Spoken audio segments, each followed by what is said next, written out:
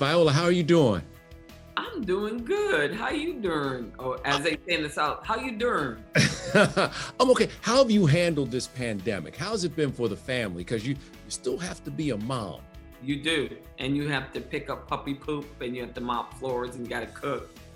I'm handling it with wine, wine, but also with a huge level of grace, a huge level of forgiveness that, if I'm just embracing the fact that things are so different that I've allowed myself to feel whatever I'm feeling. That's what it is. Even when I have low-grade depression, it's very, very difficult to not see your friends and family, but that's how I'm dealing with it. Yeah, no, I hear. How is everybody in the house? Everybody else is okay?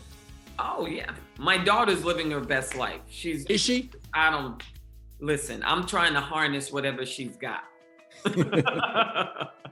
Ma Rainey, such a pivotal character in the music world, but also this was such a great play, translating it and bringing that heat like you and Denzel did with Fences to the screen. What was that like? And what were those days working with those great actors, those gentlemen that you worked with? It was perfection. It's the thing about it is when you decide to be an actor, the only way in you have is, you look at great movies or whatever, and then you actually become an actor and you have very few of those experiences that you think you're going to have. But every once in a while, something comes along and it's exactly what you dreamed it would be. Yeah. That everybody, all great artists, and everyone from Ann Roth to Denzel and Todd Black to all the actors to George C. Wolfe to Branford Marsalis, it's like the most wonderful stew with the best ingredients. And so then, the outcome, the process and the outcome is going to be nothing less than magnificent. That's how I see it. I just got to finish the last part of this song. I got style. Oh, everybody got style. Style ain't nothing but keeping the same idea from beginning to end. Everybody got it. Everybody can't play like I do. You all didn't know that Chadwick was sick, did you, when he was doing this? Did you have any idea or no? No idea. I mean, he was thin. He was very thin and he was very tired. But can I just tell you how many actors I've worked with who are very thin and very tired?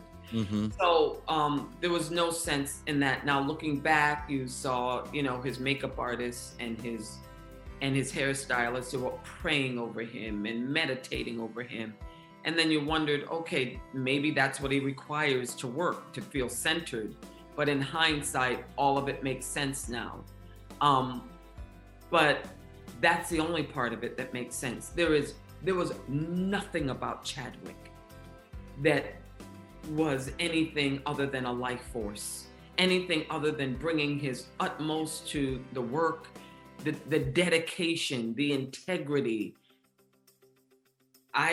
It's hard for me to see his life tragically. It just really is.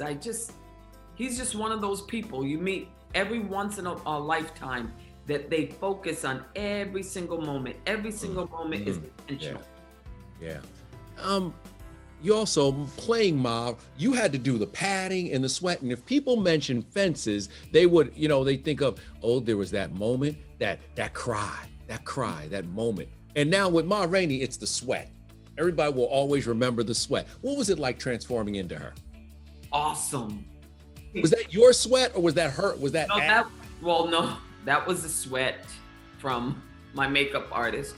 But also because George C. Wolfe set the play or set the movie in the summer, when originally the play is set in the winter, but he thought that the summer and the heat would be its own different character oppressiveness, Yeah.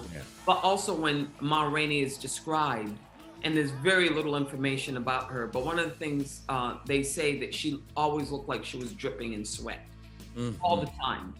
So. And that just added to the padding, to the makeup that was like grease paint, to, the gold teeth.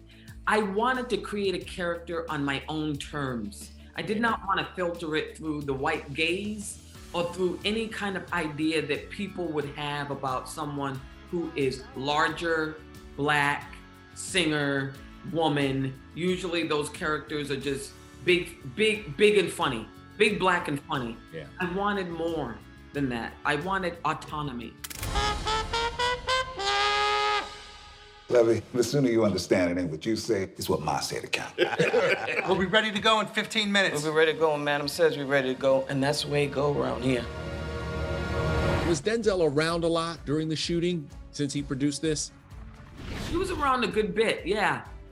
Yeah. He knows when to step back, and he knows when to just step forward and give just a little, direction here or there, but he's very, very respectful of other artists. And other artists, meaning George C. Wolfe, who's the director.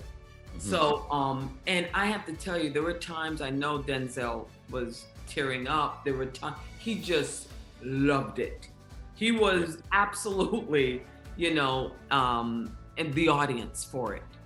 Real quick though, we just found out about Natalie Reid just the other day, and she had passed away after a cancer fight that no one knew about.